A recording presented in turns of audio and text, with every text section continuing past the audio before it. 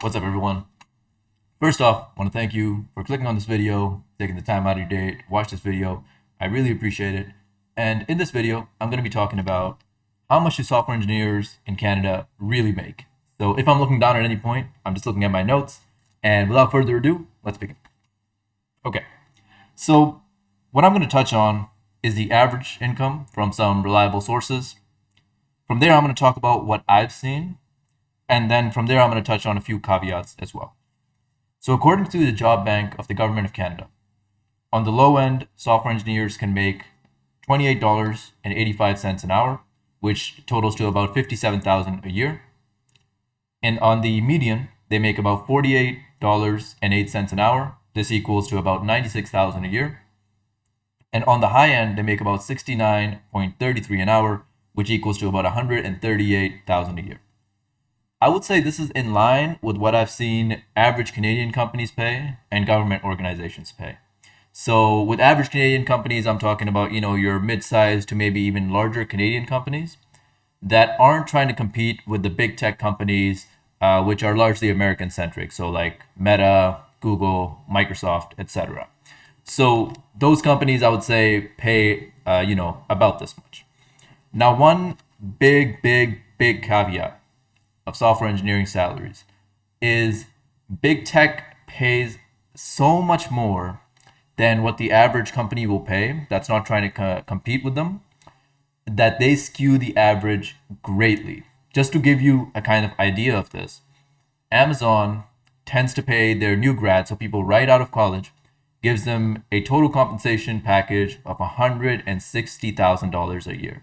So a new grad at Amazon is already making well above what I just described as the high end according to the Government of Canada, right? There's just a huge disparity. Keep in mind that these disparities skew the averages greatly. But now let's talk about what the average income is in some of these big tech companies. So this information that I'm reading right now is from levels.fyi, which is a fairly reliable resource for this stuff, and I'll leave a link to that in the description. So in the 25th percentile, we have people making about $95K a year. In the 75th percentile, we have people making about $175K a year. And in the 90th percentile, we have people making about $247 a year. So 247,000, right? So I would say this is about in line with what I've seen, right? Again, the disparity between what an average company will pay and what a big tech, usually American company will pay is just absolutely massive. And this tends to skew the averages that you'll see online and such. And the fact of the matter is, these big tech companies, they hire top talent, but even to top talent, there's levels, right? So if you're really good at software engineering and you're killing it, you can expect some real big numbers. I've heard of people making 500K plus in this field, in Canada. So it's definitely possible. But, again, it depends on what you bring to the table. If you bring that amount of value to the table, there are companies out there, again, usually big tech companies, that are willing to compete and pay you that much, right? Another thing to point out here is making six figures out of college is definitely possible. I got a offer for six figures right out of college, and I know of many others who've got them as well. Again, with any high software engineering salary that you hear about, it's almost always American companies who are making those offers. So the offer that I got was also from an American company that hires in Canada, and that was, for six figures right out of college. Now I'm going to touch on some of the offers that I've had, and then from there we're going to touch on a few caveats, okay? So I'm not sure how much I can share because, I don't know if any of the contracts that I had somewhere in them, like I'm not supposed to share salary or whatever. So I'm going to walk a thin line here and be a little bit vague, right? So what the range I'm about to give you right now is not necessarily offers that I got, right? Because companies usually discuss salary negotiation right at the start, in my experience. So when a recruiter calls and they're like, okay, this is what the job description is. This is about the salary range. Are you okay with that? And if you are, then they move forward with the process. So the range I'm about to give right now is not necessarily offers that I've received, but it does include offers that I've received as well. But it also includes ranges that were quoted to me during initial calls of companies which I may not have moved forward with, or they may not have moved forward with me for whatever reason, okay? So my offers have ranged from 86,000 to 160,000 Canadian. Now, that sounds like a lot of money, but let's talk about a few caveats here. The biggest caveat with software engineering compensation is stock options and RSUs, okay? With especially the recent tech bubble that's burst a little bit, right? Or, it seems like we're kind of heading towards a recession. Stocks are going down, and like some companies are down, especially tech companies down 50 to 70%. What this means is when you're first hired, right? In most tech companies, you'll get a base salary. So let's take the 160K example, just it's a 160K total compensation. What that would usually look like is your base salary would be somewhere probably in the range of 100 to 120K. And the rest would be restricted stock units, okay? And there might be bonuses in there, but let's ignore that for now.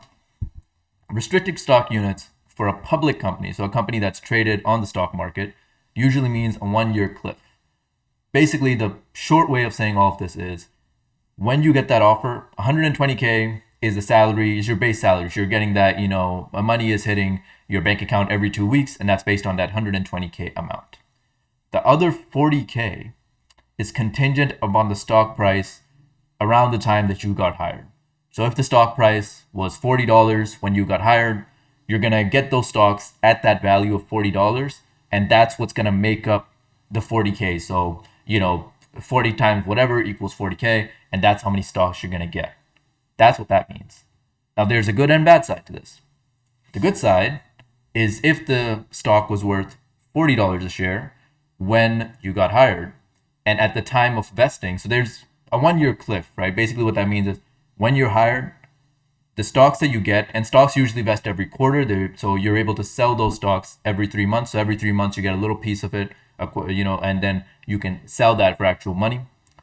But when you first get hired, you cannot sell any of those stocks until you're employed at the company for a full year, okay?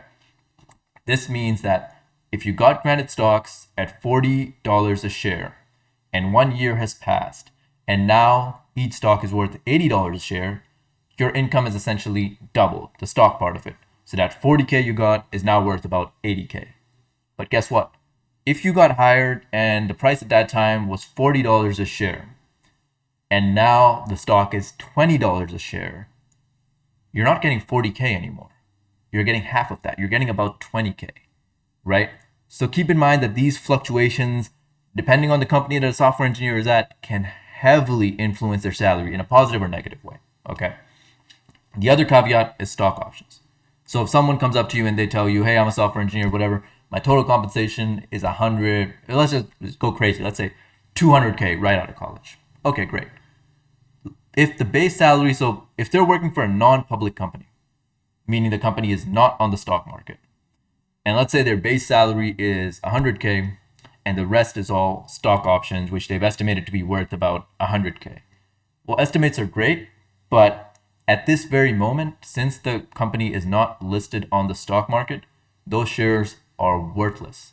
And I'm not kidding when I say they're worthless because you can't sell them. When they get those options, when they get the ability to exercise those options, if the company is not on the stock market, there's some way to sell stock options, but it almost never pans out the way RSUs do. Like I know there's some edge cases, and honestly, I don't know enough about it to talk about it, but I do know that for the most part, for 99% of cases, those stock options are what's called paper money. That means until that company is either acquired or goes public, those options are essentially worthless. So while on paper, that person is making 200K, the money that's actually hitting their account is 100K. So I think that's the biggest caveat to keep in mind with software engineering salaries is RSUs and stock options. They can fluctuate the total compensation greatly, sometimes for the better, sometimes for the worse. So this is really all I wanted to talk about today, I think. So I hope that gives you an idea of the kind of salaries, that software engineers are making in Canada. Any questions or comments, please leave them down below. I'm always happy to help. Reach out to me even if you have any questions unrelated to the salary stuff, just related to software engineering or anything like that. Once again, thank you so much for taking the time out of your day to watch this video, and I'm going to talk to you later. Peace.